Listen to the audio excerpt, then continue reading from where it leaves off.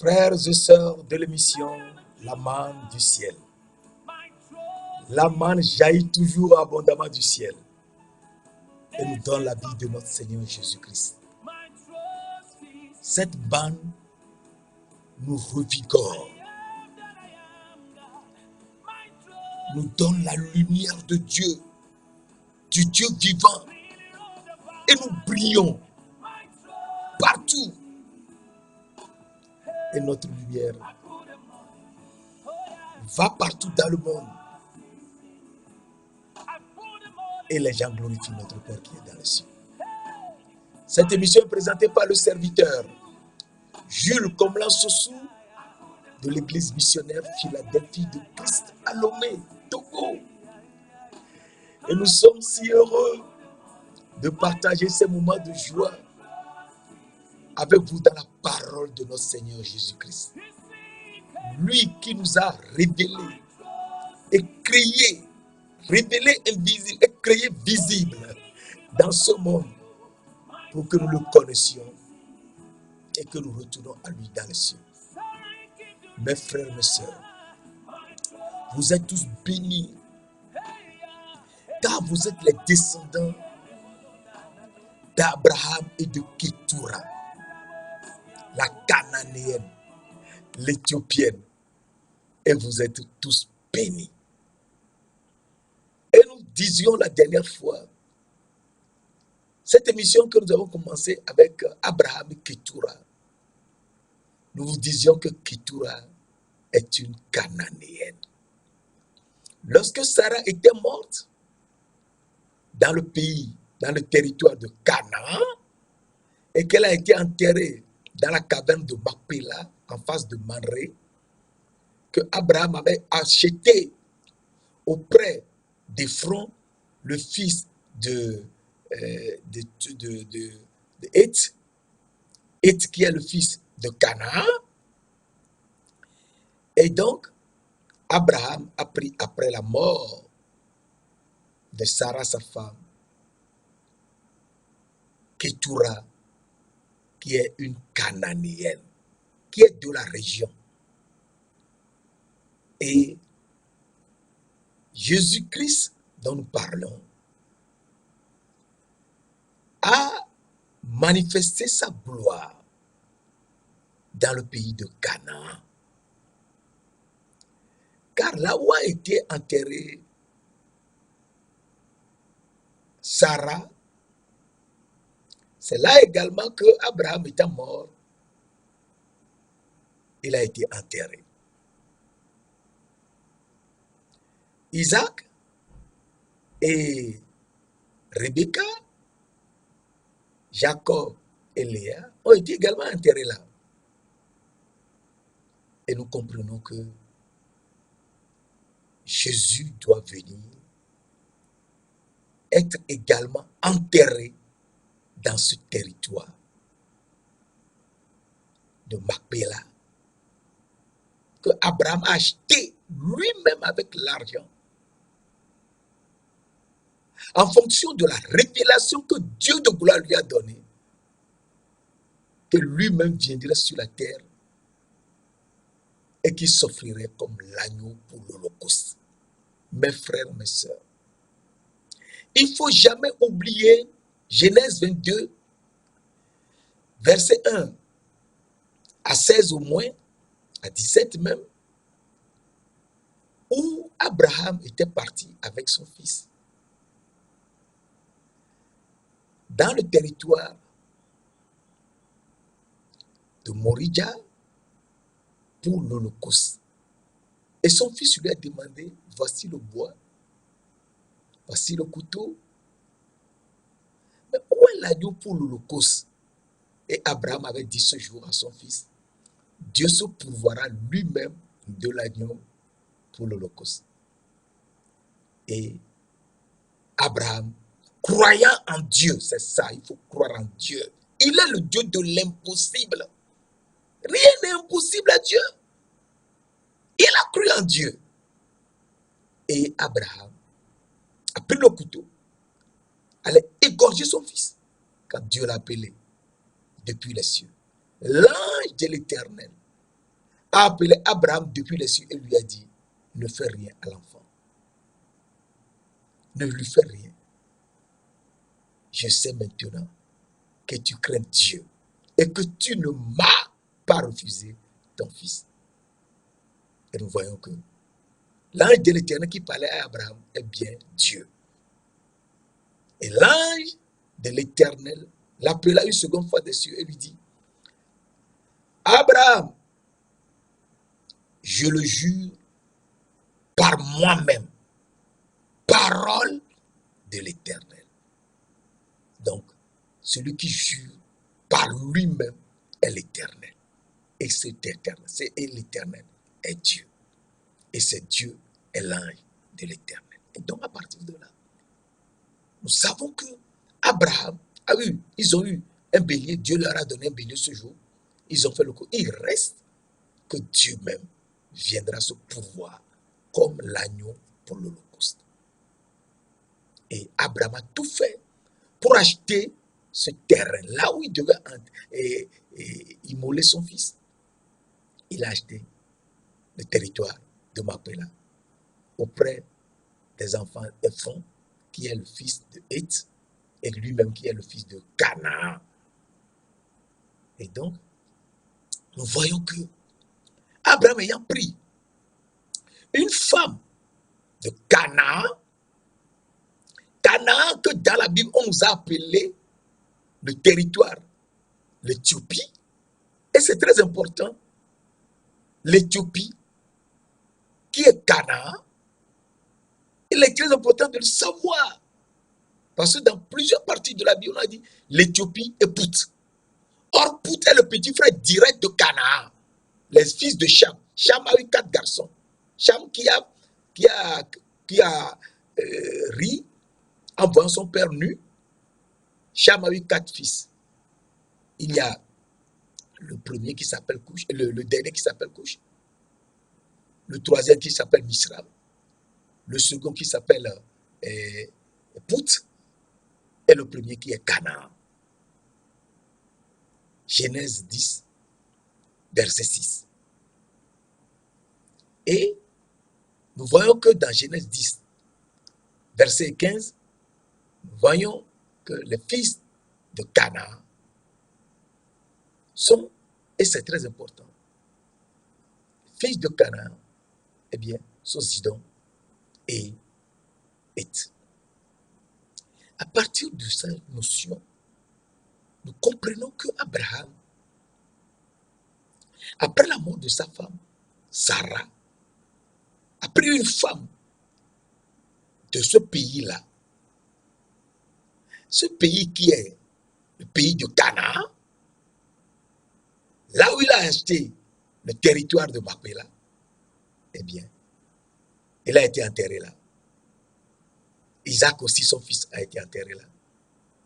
Le fils d'Isaac, Jacob, a été enterré là. Et Dieu s'est révélé à ces trois comme étant le Dieu Tout-Puissant. Et révélé à eux en tant que Dieu Tout-Puissant, il s'est élevé devant eux. Et il est parti au ciel. C'est ça, Dieu. Il s'est élevé devant eux. Et il est parti au ciel. Et nous voyons que Dieu qui s'est élevé devant ces trois, il a fait devant eux dans le territoire de Canaan. C'est très important. Dans le territoire de Canaan. Et donc, Jésus viendra également sur la terre faire ce qui est important, où on doit sacrifier l'agneau pour l'Holocauste. Et que Dieu lui-même se pourvoira de l'Holocauste, de l'agneau pour l'Holocauste. Et donc, ce qu'il doit nous faire, et c'est ce que la Bible nous révèle, dans Galates 3, verset 13, et c'est très important, Galates 3, verset 13 et 14. On ne peut rien comprendre si cette notion nous échappe. Galates 3, verset 13 nous dit, Christ nous a rachetés de la malédiction de la loi, étant devenu malédiction pour nous, car il est écrit maudit et quiconque est pendu au bois. Donc, Christ nous a rachetés de la malédiction de la loi. De quelle malédiction parle-t-on? C'est la malédiction que Noé, de qui nous tous sur la terre aujourd'hui, nous sommes descendants. Nous tous. Il n'y a aucune exception. Nous tous qui sommes sur la terre, nous sommes descendants de Noé, de sa femme, des 3 fils de Noé, Japheth, Sem et Cham, et leurs femmes. C'est tout. Et tous les animaux qui étaient dans l'arche étaient descendus. Et Cham, qui a eu Canaan, et qui s'est moqué de son père doit le réprimander et lui dire que ce qu'il a fait en voyant son père, on ne se moque pas de son père. Lui enseigner qu'il faut tout le temps préserver la nudité de son père. Ne pas se moquer de lui. Mais Noé s'est fâché et il n'a pas maudit son propre fils. Et il est parti maudire le fils de son fils qui s'appelait Canaan. Et Dieu n'était pas d'accord avec ça. Je te l'avais dit. C'est pour ça dans la Bible, on n'a jamais connu un seul passage où Dieu a dit qu'il est le Dieu de Noé. Mais ce n'est pas Noé que nous tous, nous sommes sortis et sommes sur la terre. Nous sommes des milliards aujourd'hui, mais nous venons tous de Noé. Et donc, à partir de là, nous comprenons que Jésus est venu et qu'il doit racheter Canaan de la malédiction. C'est pour cela que Abraham est venu dans le pays de Canaan pour acheter le territoire de Canaan où Jésus viendra et versera son sang dans ce territoire de Canaan pour laver Canaan et toute la postérité de Canaan jusqu'à nous aujourd'hui, nos enfants, nos petits-enfants, jusque les 1000 ans qui viennent. Nous laver, nous tous.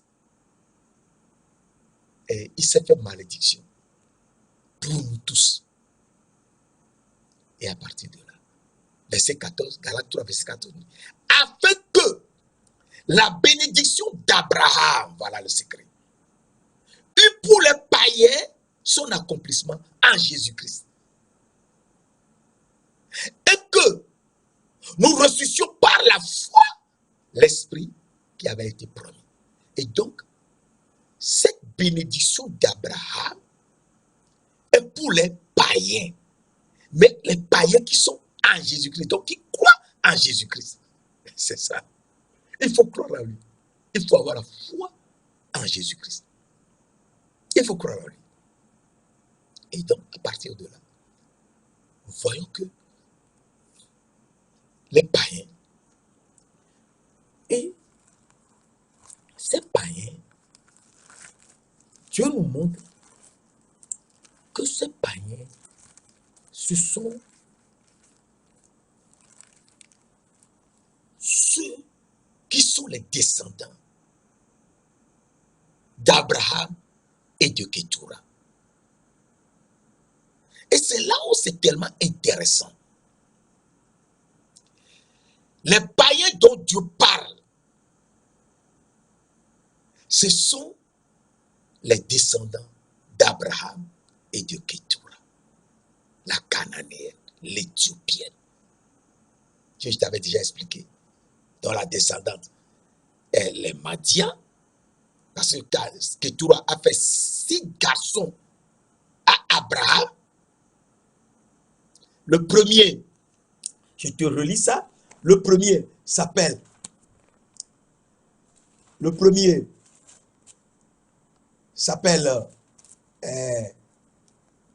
Zimran, merci.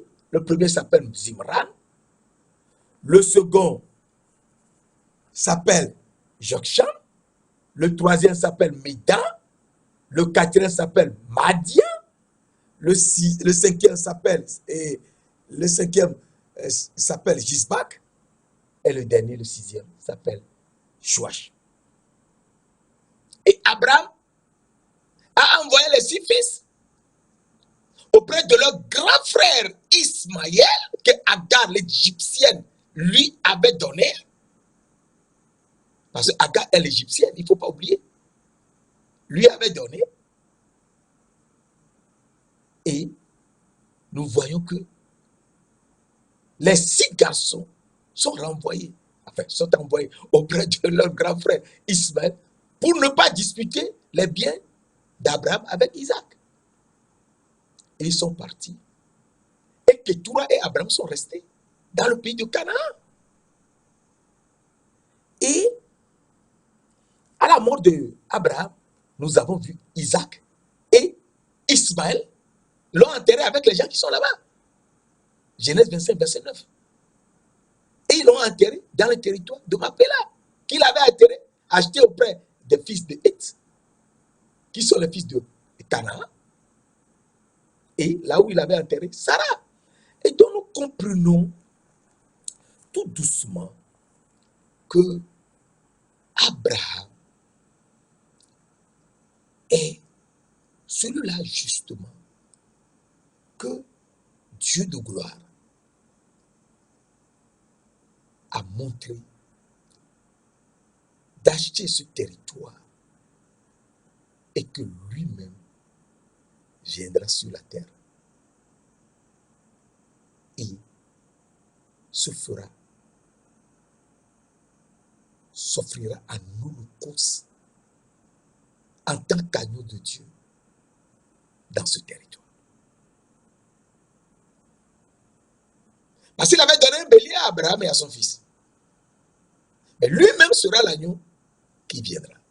Alors, si tu comprends bien,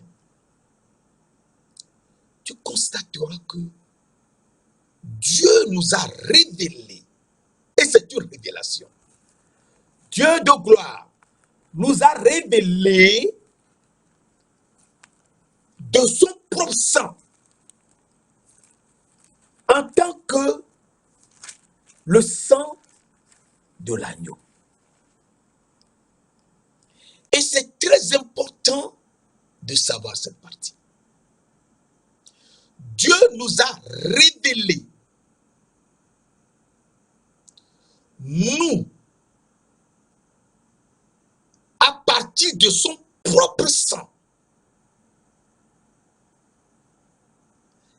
Et nous ayant révélé de son sang, nous étions des âmes vivantes. Nous allons le lire et nous enchaînons. 1 Pierre 1, verset 18 à 22, nous dit, ce ne sont pas par les choses périssables, par de l'argent ou de l'or, que vous avez été rachetés de la vaine manière que vous avez hérité de vos pères. Mais, verset 19, mais, par le sang précieux de Christ, comme d'un agneau sans défaut et sans tache. Comme d'un agneau sans défaut et sans tache. Donc, le sang précieux de Christ, comme un agneau sans défaut et sans tache.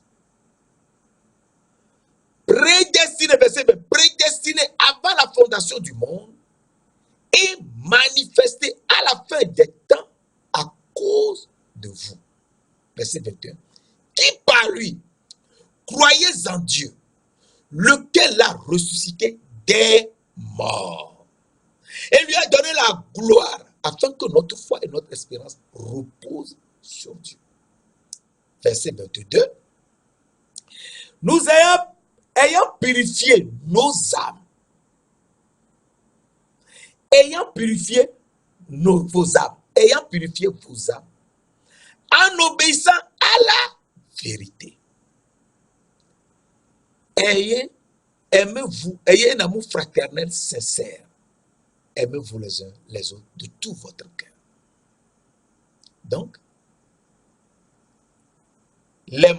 Jésus-Christ, l'agneau de Dieu, a été ressuscité des morts. Et ces morts, c'est qui, je te l'avais dit? Ce sont des âmes qui sont invisibles. Tu ne peux pas voir un mort à côté de toi. Donc, le mort peut être là, mais il est invisible. Donc, celui que tu vois, tu diras qu'il est mort. Mais tu ne le vois pas. Donc, les âmes vivantes, on les appelle des morts ici. Tout simplement parce qu'ils sont invisibles. Et invisibles, nous comprenons que ce sont des âmes qui doivent obéir à la vérité et avoir un amour fraternel sincère en aimant les autres comme eux-mêmes. Et donc, Dieu de gloire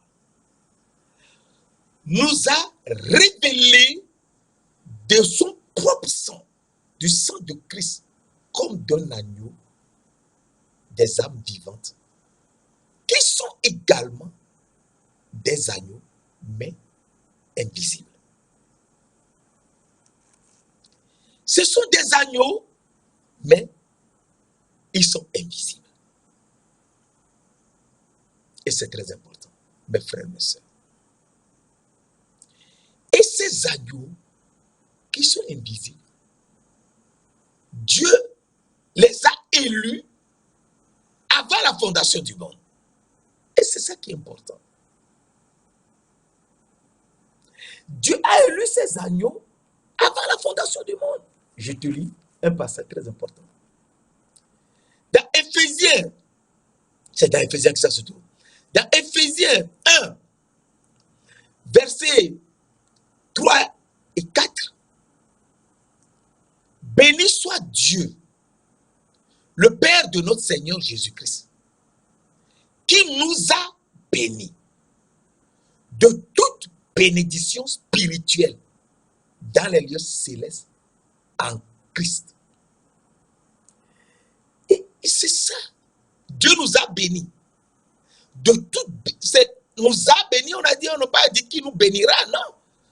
Dieu nous a bénis de toute bénédiction spirituelle dans les lieux célestes en Christ. Verset 4, en lui, c'est-à-dire en Jésus-Christ, Dieu nous a élus avant la fondation du monde, avant de créer ce monde, les trois cieux et la terre. Dieu nous a élus avant la fondation du monde pour que nous soyons saints et irrépréhensibles devant lui. Nous ayons prédestinés dans son amour à être ses enfants d'adoption par Jésus-Christ, son bien-aimé. Mes frères, mes sœurs, c'est ça la vérité. Donc nous sommes élus avant la fondation du monde. Donc, il faut savoir, toi qui écoutes ce message, qui suis bien cette partie, qui l'étudie bien, tu dois savoir que Dieu t'a élu, comme il m'a élu moi, avant la fondation du monde. Ce n'est pas d'aujourd'hui. Tu existes depuis. Et tu es sorti de son sang. Le sang de l'agneau. Avant la fondation du monde. Et tu es une âme invisible. Invisible. Et c'est très important. Notre âme est invisible. Personne n'a jamais vu notre âme. Et donc Dieu, qui est visible, parce qu'il est ressuscité des morts, lui, il est visible. Il est invisible et visible. Et il veut maintenant nous révéler et nous manifester également des gens visibles. Donc nous sommes invisibles dans l'âme. Comme lui-même, Dieu de gloire, Jésus-Christ est invisible. C'est pourquoi il disparaît devant les gens. Et cette partie est très importante. Il veut que nous soyons aujourd'hui visibles. Comme tu me vois, je te vois. Que nous soyons également visibles comme lui-même. il a parlé et les 3 cieux sont sortis. Je te l'avais montré. Dans Psaume 33, verset 6. C'est très important. Dieu a créé les cieux par sa parole. Il a parlé. Et les 3 cieux sont sortis. Et les chérubins sont sortis. Mais pour faire la terre, il a fait la terre par sa sagesse. Proverbe 3, verset 19. Dieu a fondé la terre par sa sagesse. Proverbe 3, verset 19. Et donc, nous ayons amené sur la terre, nous, âmes vivantes, invisibles, mais brillants. Invisibles, mais brillants, comme la lumière. C'est pour ça que Dieu nous dit, vous êtes la lumière du monde, nous sommes les âmes. Que nos lumières luisent devant tous les hommes, afin qu'ils voient nos bonnes œuvres et qu'ils glorifient notre Père qui est dans les cieux. Tu es âme vivante, je suis âme, je suis une âme vivante. Il faut qu'on aille prêcher la parole, comme je te l'ai fait maintenant. Et les chérubins qui ont été faits, créés par le souffle de sa bouche.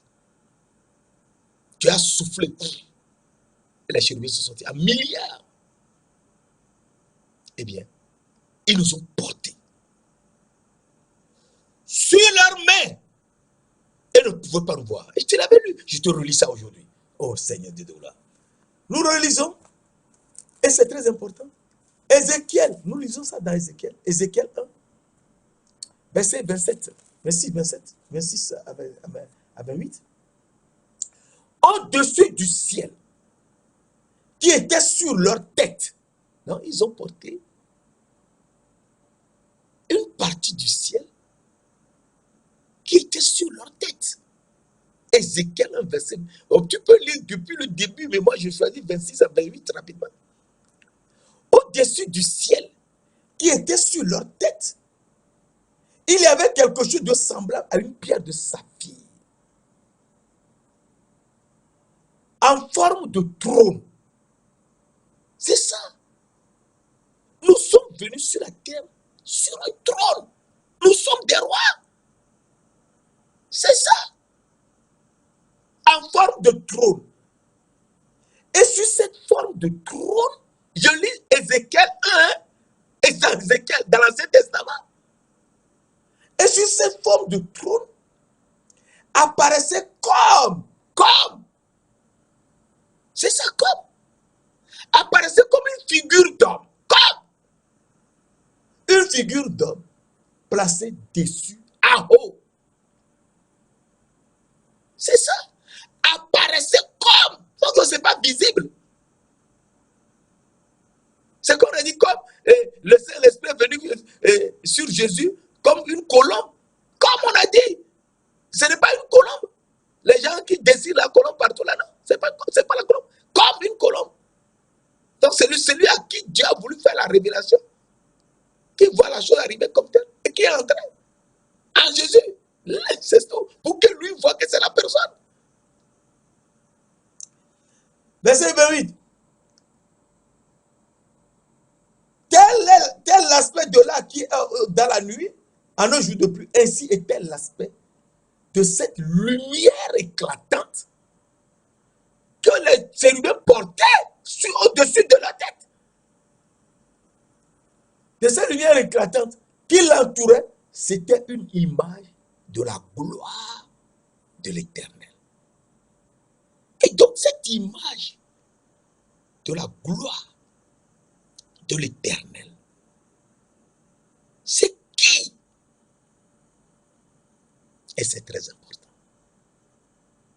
Et c'est ça que nous étudions doucement. Nous répétons, il n'y a pas de problème, c'est mieux pour mieux savoir. Mais une image de la gloire de l'Éternel. Donc c'est qui est l'image de la gloire de l'Éternel? Eh bien, le Dieu de gloire le Tout-Puissant, l'Éternel des armées, le Roi des rois, le Seigneur des seigneurs, dans sa pure grâce, nous la révèle, cette lumière éclatante, qui a une image de la gloire de l'Éternel. Et il nous dit, afin que tu comprennes mieux qui tu es, et savoir que Abraham et Ketura que nous disons, ce n'est pas de l'amusement. Et que tu saches que c'est pour toi que Jésus est venu sur la terre. Alors, dans Genèse 1, verset 26, la parole de Dieu nous dit, Dieu dit, puis Dieu dit, faisons l'homme à notre image, virgule, selon notre ressemblance. Donc, Dieu veut faire l'homme à son image, selon sa ressemblance. Alors, Genèse 1, verset 27 nous dit, Dieu, nous sommes sur la terre, hein? Dieu créa l'homme à son image. Virgule. Donc, premièrement, il créa l'homme à son image. Deuxièmement, il le créa à l'image de Dieu. Et troisièmement, il créa l'homme et la femme. Et c'est tellement important. Je te rappelle ce passage pour que tu comprennes mieux ce que Dieu veut nous dire à travers les fils, les troisièmes fils que Ketura, la Cananéenne qui est l'Éthiopienne, a donné à Abraham, et qui sont ces gens? Dieu créa l'homme à son image. Donc, Dieu créa l'homme à son image. Il est le fils de l'homme. Le fils de l'homme est l'image de Dieu.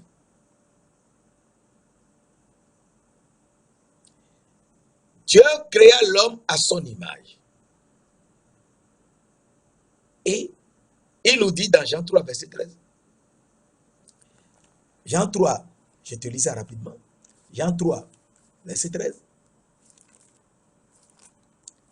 Et c'est un verset très important.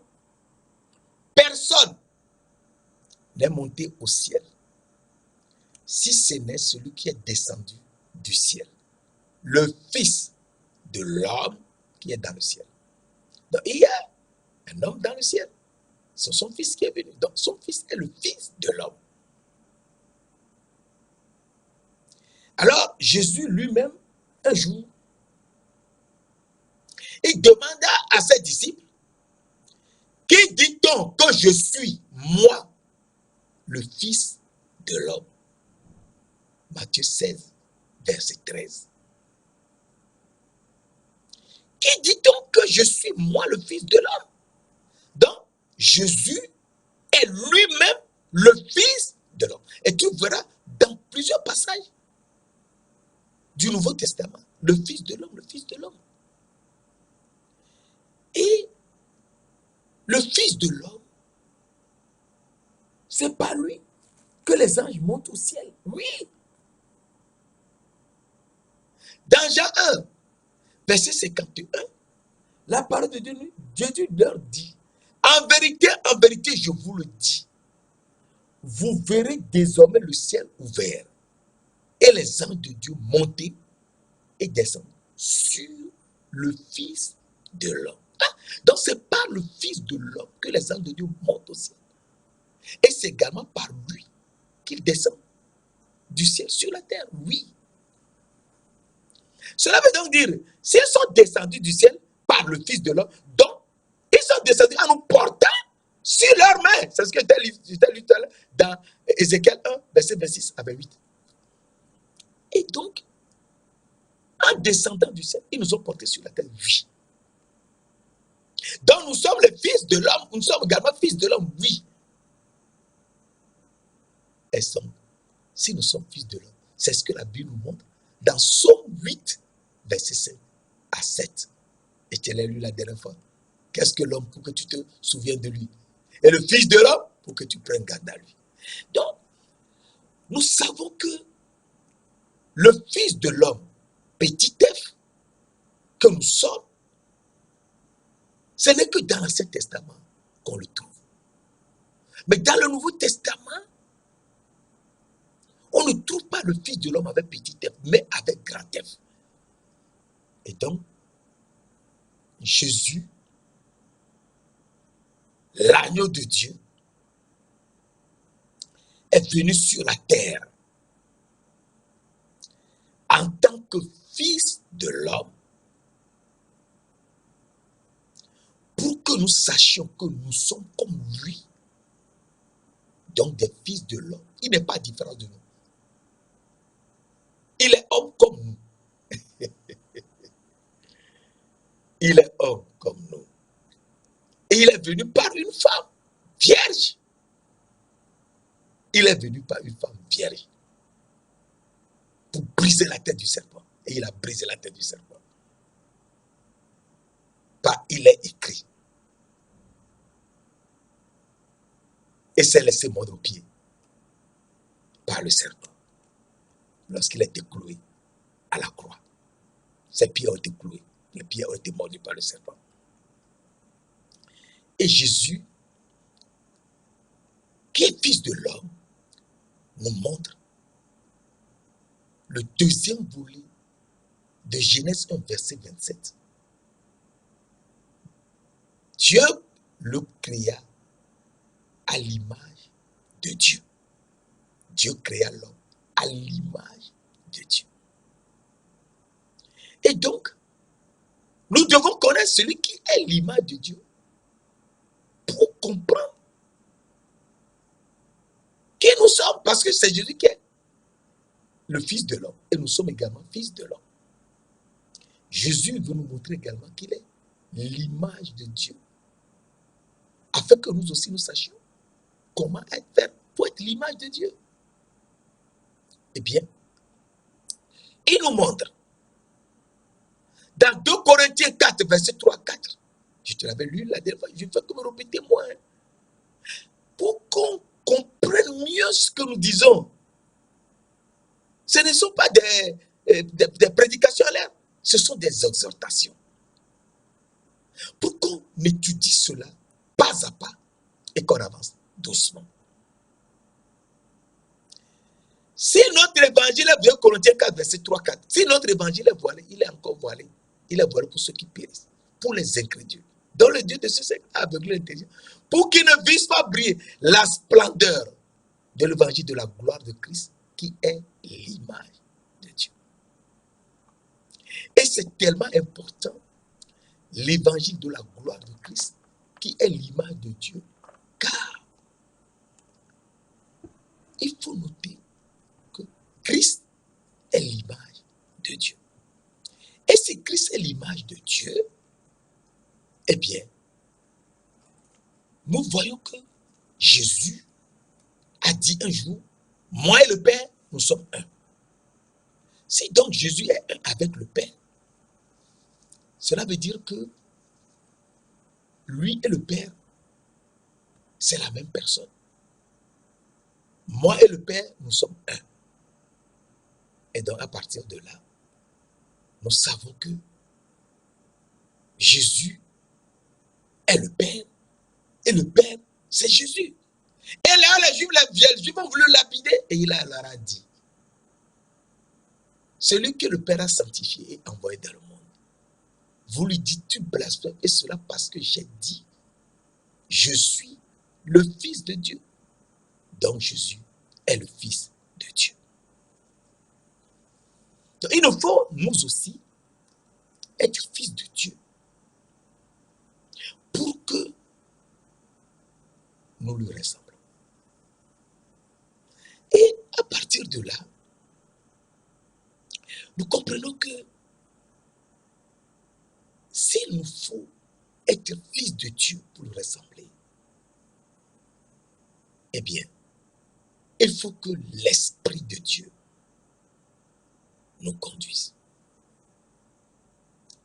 Et c'est très important. Si l'Esprit de Dieu ne nous conduit pas, nous ne pouvons pas lui ressembler. C'est très important. Et nous allons lire un passage.